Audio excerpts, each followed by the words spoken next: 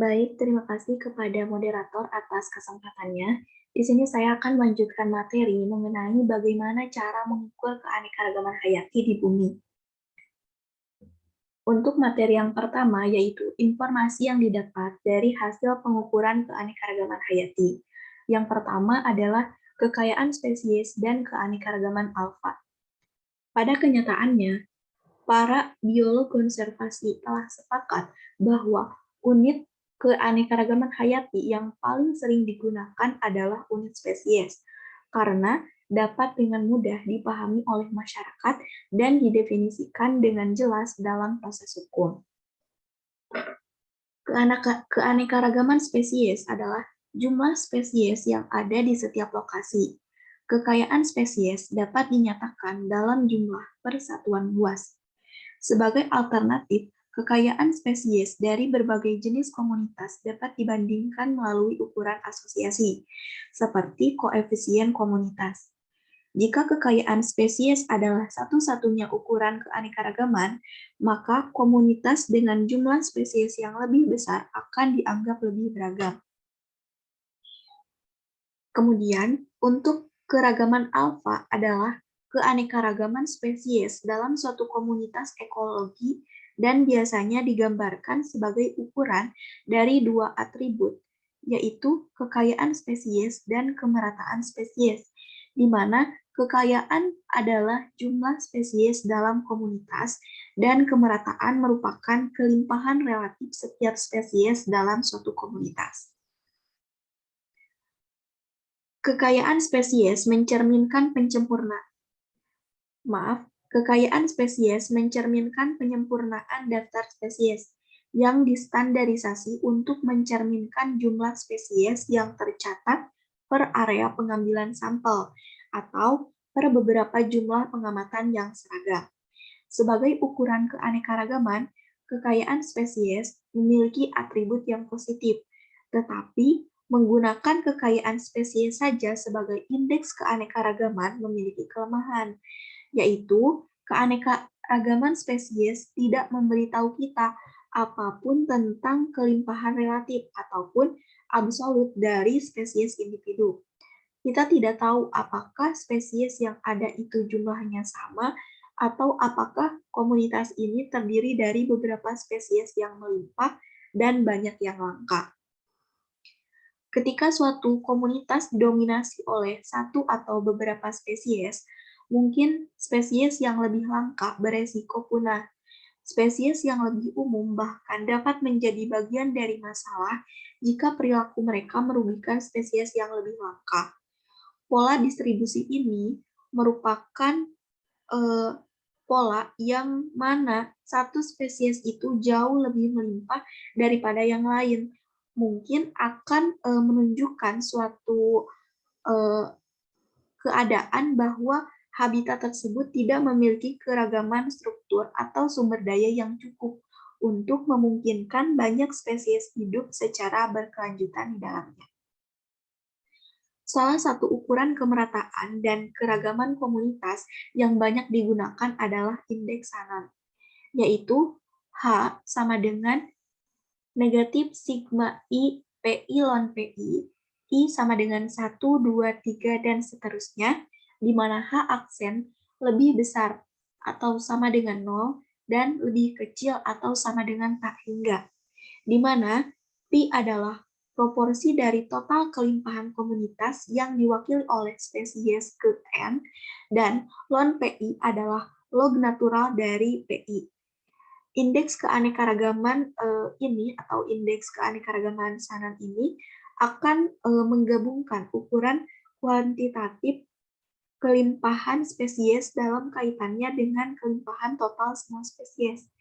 Dengan demikian, nilai indeks Shannon memiliki peningkatan seiring dengan bertambahnya jumlah spesies dan akan semakin setara dalam kelimpahan.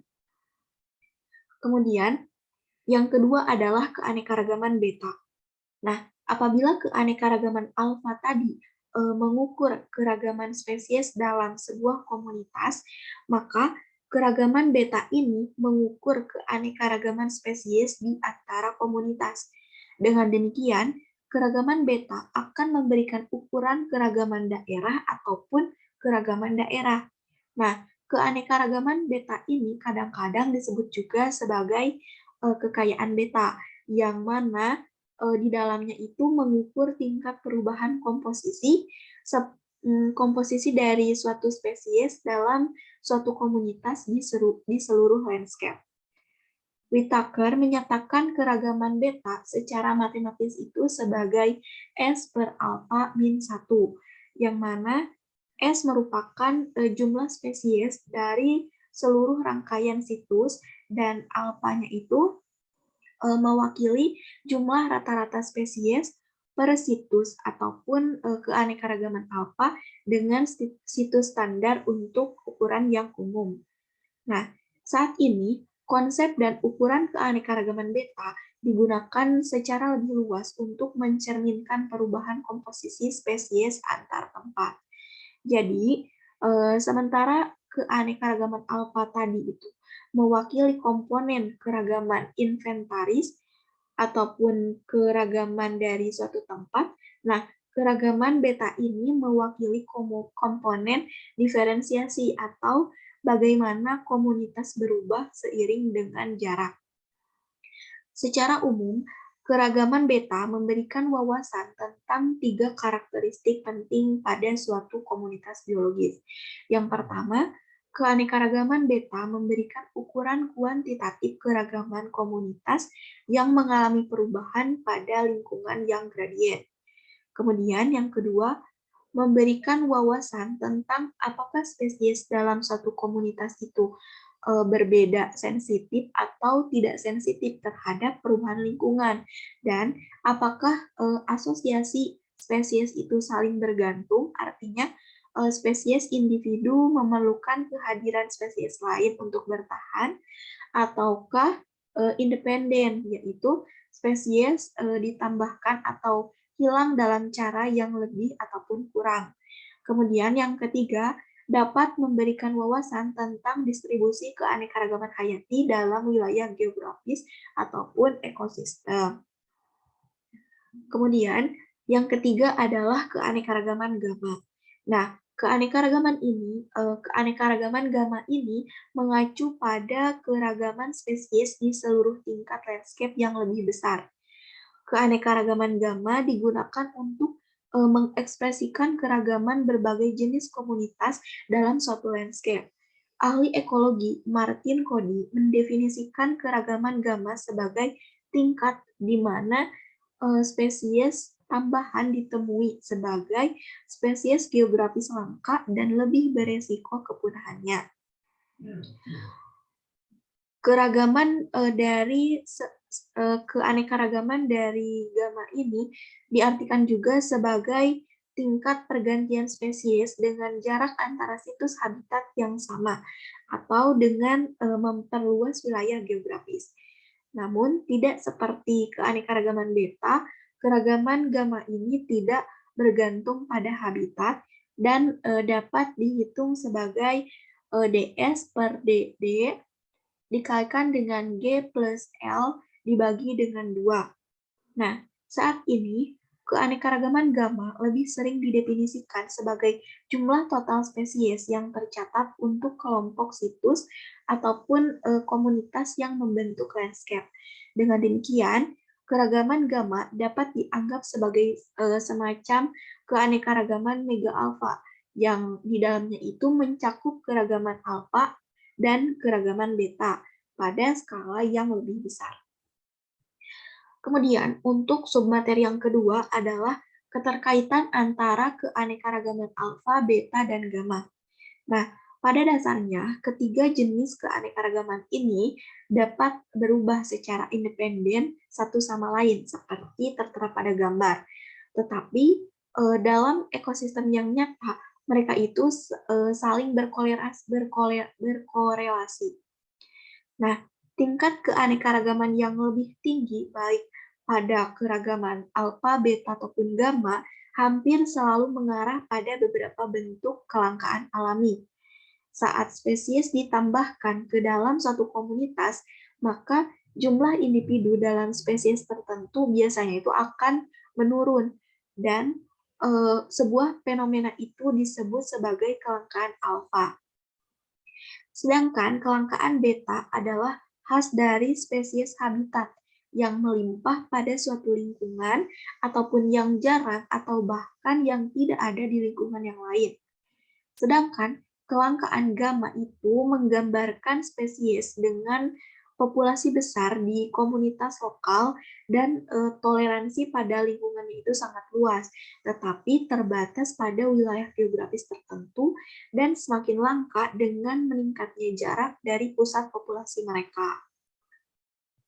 Kemudian, untuk materi yang kedua adalah kelangkaan dan keberagaman. Submateri yang pertama yaitu sudah biasa menjadi langka. Keanekaragaman dan kelangkaan itu sangat berkorelasi positif. Keanekaragaman alfa, beta, dan gamma akan meningkat dari komunitas landscape ke wilayah jika jumlah spesies dan kemerataan proporsional kelimpahannya itu meningkat. Yang biasanya kepadatan sebagian besar dari spesiesnya itu akan menjadi lebih rendah seiring dengan meningkatnya keanekaragaman. Nah, sehingga untuk memaksimalkan keanekaragaman hayati, konservasionis harus mengelola kelangkaan. Spesies langka pola dasar adalah salah satu yang dicirikan oleh populasi kecil, persyaratan habitat yang khusus, dan jangkauan geografis yang terbatas. Beberapa spesies, terutama yang paling sangat terancam, misalnya adalah warbler Kirtland yang sebelumnya itu terancam punah ya, seperti yang tertera pada gambar. Nah, spesies ini memiliki perkiraan jumlah populasi di dunia itu kurang dari 6.000 individu dewasa. Nah, spesies ini memiliki habitat yang sangat ekstrim. Kemudian berkembang biaknya juga hanya pada wilayah tertentu seperti jack pine yang homogen, kemudian yang muda dan berumurnya itu genap. Spesies ini juga memiliki distribusi geografis yang sangat terbatas, dengan lebih dari 60% dari upaya pemuliaan terkonsentrasi di 5 kabupaten di negara bagian Michigan, Amerika Serikat. Kemudian, subbab yang kedua adalah generalis dan generalis habitat versus dengan spesialis habitat. Generalis habitat adalah spesies yang dapat mengeksploitasi berbagai habitat dalam rentang geografis tertentu. Dalam kisaran waktu itu, mereka tahan terhadap kepunahan melalui hilangnya habitat ataupun perubahan penggunaan lahan. Karena jika satu habitat terdegradasi ataupun hancur, mereka itu akan pindah ke habitat lain atau melakukan adaptasi dengan habitat yang diubah. Sebagai contoh adalah keraton Ken Sulawesi ataupun seekor capung yang kehilangan habitatnya karena hutan tropis yang terganggu. Namun mereka telah menunjukkan kemampuan untuk berkembang pada hutan yang telah dikonversi menjadi perkebunan pertanian untuk produksi kopi dan kakao. Kemudian ada juga kera yang beradaptasi dengan mengubah kebiasaan makan, pola aktivitas, dan ukuran kelompok mereka di habitat perkebunan. Nah, sebaliknya, spesialis habitat akan berhasil dan kompetitif dalam suatu ataupun beberapa jenis habitat, tetapi tidak dapat menggunakan yang lain. Sebagai contoh, beberapa spesies capung dari ordo Odonata yang ditemukan di Cape Flores, wilayah Afrika Selatan, spesies ini hanya menggunakan sebagian kecil komunitas vegetasi endemik pada wilayahnya, termasuk 3 spesies dalam daftar merah IUCN untuk spesialis habitat seperti yang mengarah langsung kepada status yang terancam punah. Kemudian submateri yang ketiga adalah populasi besar dibanding dengan populasi yang kecil. Beberapa spesies hampir selalu muncul dalam jumlah yang besar dan kepadatan yang tinggi. Kelimpahan mereka mungkin merupakan hasil dari ciri-ciri sejarah alam seperti tingkat reproduksi yang tinggi ataupun tingkat kelangsungan hidup remaja ataupun dewasa yang tinggi juga, atau bahkan kemampuan kompetitif yang sangat kuat sehingga memungkinkan mereka untuk mendominasi dari spesies lain. Sebaliknya, spesies lain yang meskipun tersebar sangat luas secara geografis, namun tidak pernah melimpah dimanapun. Nah, ciri-ciri sejarah alam yang berkontribusi pada kelimpahan yang rendah termasuk tingkat reproduksi dan kelangsungan hidup yang rendah, ataupun diet khusus terutama pada karnivora, dan kebutuhan akan area yang sangat luas untuk menemukan makanan atau menyelesaikan siklus hidup mereka. Seperti contoh pada gambar ada seekor singa gunung yang secara historis mereka itu memiliki distribusi yang tersebar dari mamalia Amerika di bagian manapun. Namun dari ujung selatan lingkaran Arktik di Amerika Utara hingga Chili Selatan dan Argentina di Amerika Selatan, mereka ini merupakan karnivora teritorial yang terbesar. Nah, satu penduduk singanya itu membutuhkan minimal 16 sampai 20 km persegi dan telah diketahui bahwa setiap spesiesnya itu menggunakan area hingga 600 km persegi. Nah, akibatnya tidak ada satu daerah pun yang pernah memiliki singa gunung dalam jumlah yang besar. Nah, ketika populasi kecil menjadi terisolasi, ketersediaan mangsa berkurang dan habitat dibatasi, ini akan terjadi suatu spesies yang terancam dan resiko dari kepunahannya itu akan semakin meningkat. Kemudian, submateri yang keempat adalah distribusi luas dibanding dengan distribusi terbatas.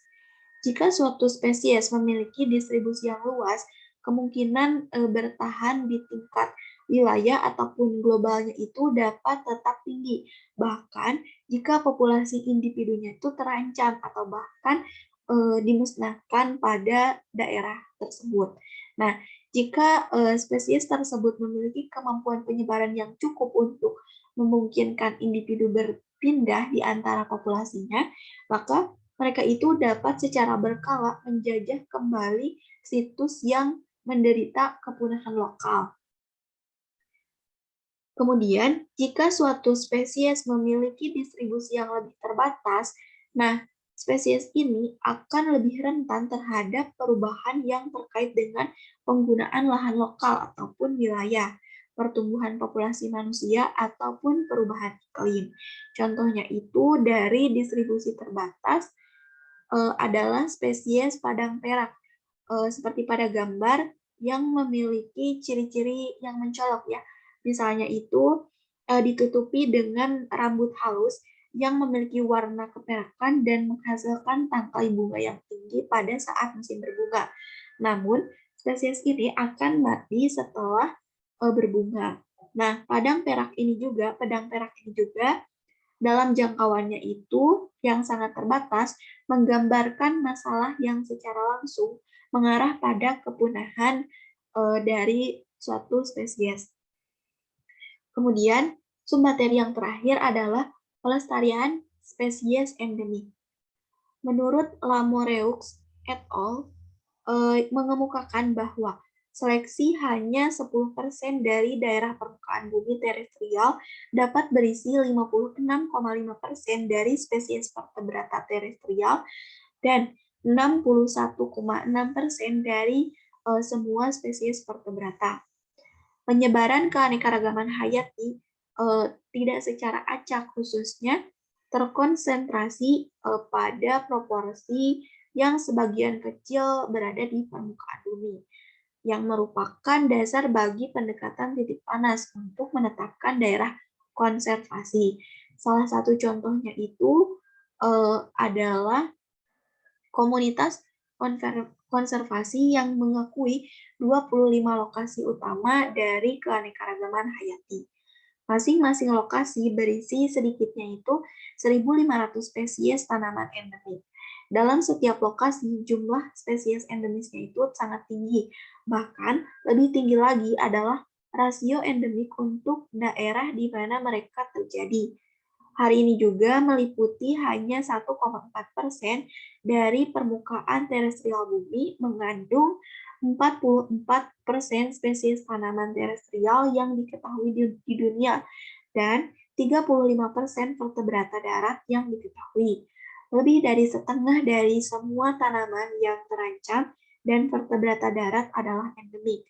Namun, titik panas saat ini bukan hanya pusat keanekaragaman hayati global, tetapi juga pusat kepunahan global.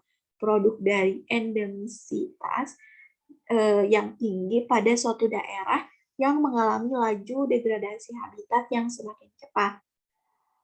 Selain itu, konservasi keanekaragaman hayati di dunia juga membutuhkan lebih dari sekedar mengidentifikasi ataupun bahkan secara efektif melindungi titik-titik panas dari keanekaragaman hayati global.